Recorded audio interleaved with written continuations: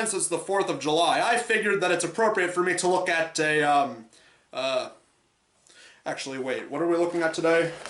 Oh, dear Lord, I have to review a horror film? I don't like horror films. They're just so graphic and violent.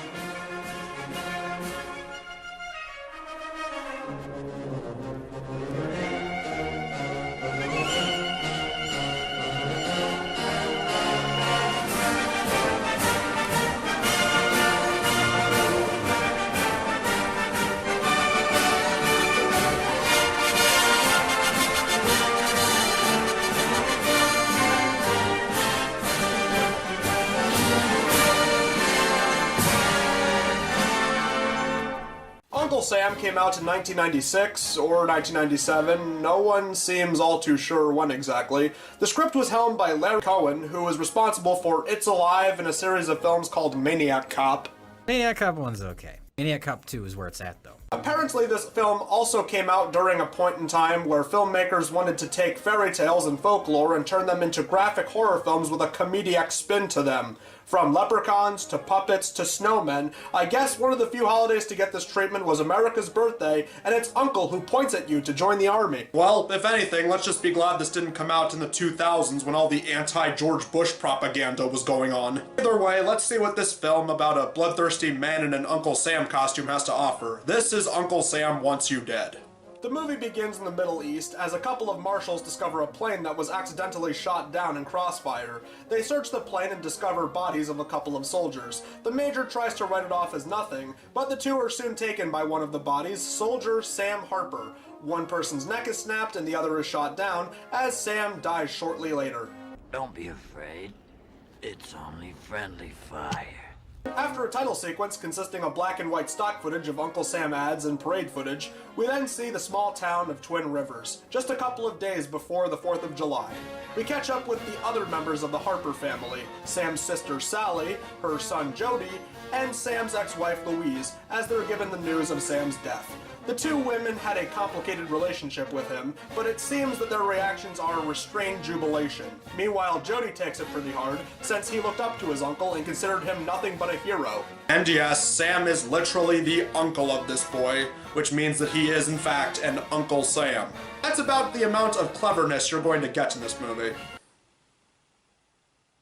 The next day at school, Jody forces a show and tell about his uncle, which doesn't really sit too well with his teacher since he was apparently a hippie protester who ran away to Canada after getting drafted to Vietnam. It was a very difficult thing to do, Jody.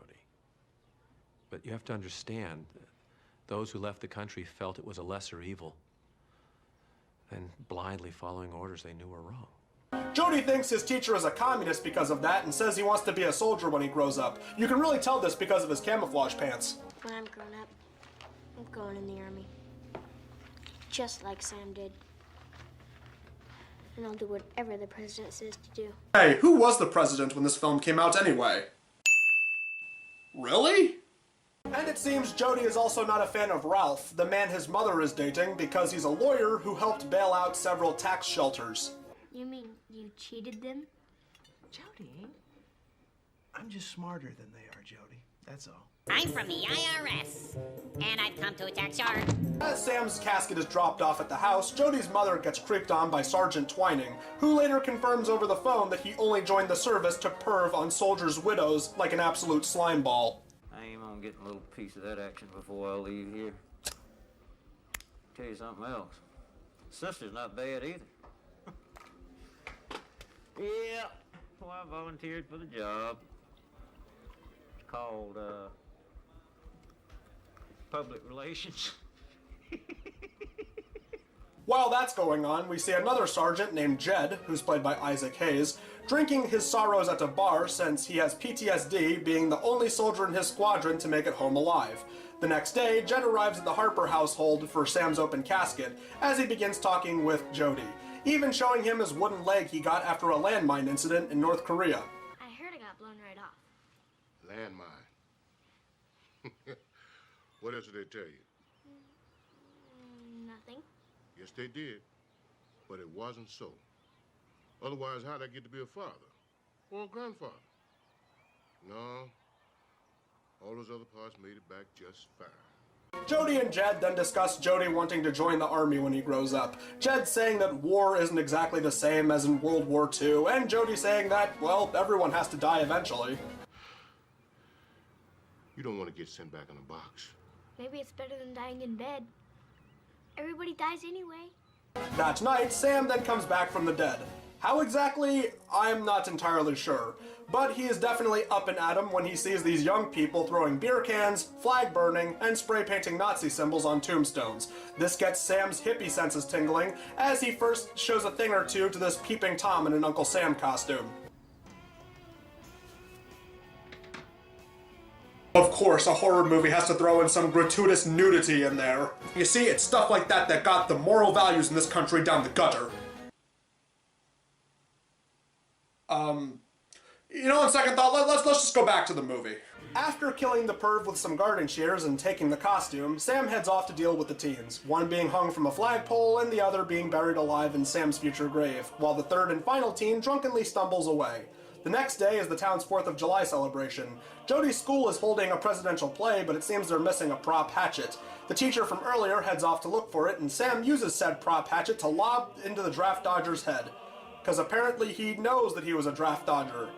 Or maybe he actually does have hippie senses. I don't know. And we finally see what happened to that third teenager from the other night.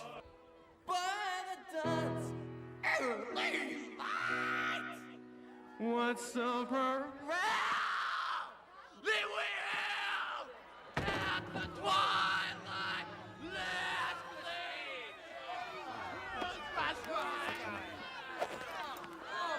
Later, we see that same guy cheating in a sack race, bumping other people out of the way, and later tumbling down a hill thinking that it's a shortcut. And he soon comes face to face with Sam wielding a butcher knife, one that he nabbed from this young woman at the barbecue.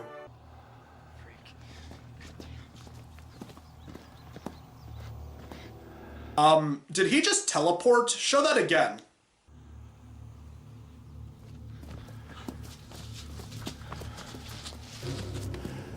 After that, Sam takes out Ralph, who was going to be playing Abraham Lincoln for the play, but off-screen, Sam put a bullet in his head.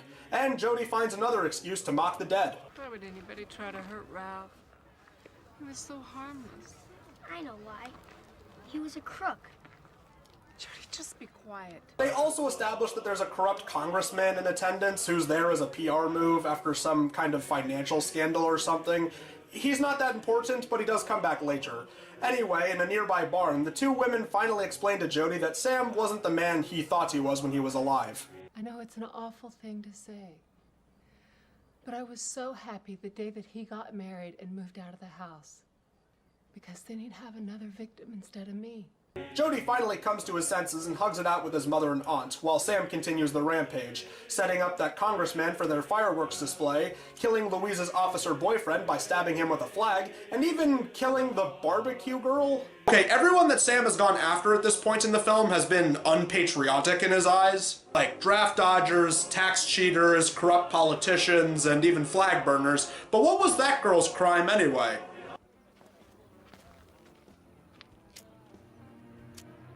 Oh, okay, I guess she was a pothead, apparently. Anywho, Jody and Jed head off to find Sam, along with this blind wheelchair-ridden boy named Barry.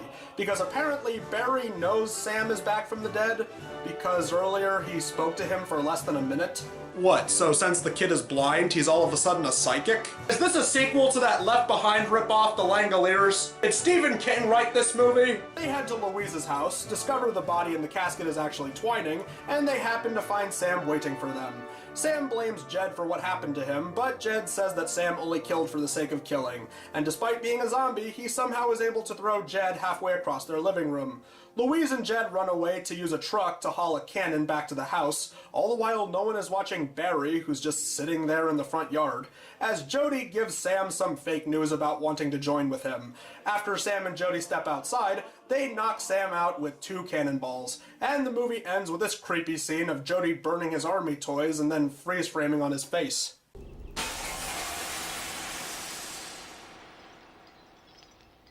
So what are we supposed to get out of that creepy image of Jody at the end? Did he grow up to become some leftist hippie serial killer or something? Some movie reviewers who are more partial to horror films would say that this is an underrated gem. While while others would say it's a lifeless horror comedy that has nothing important to say.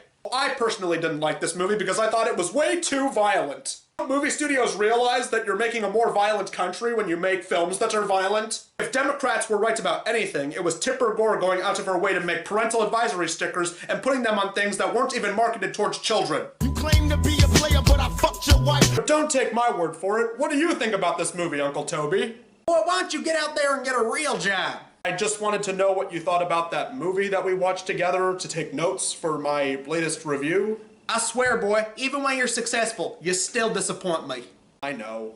How could this happen to me?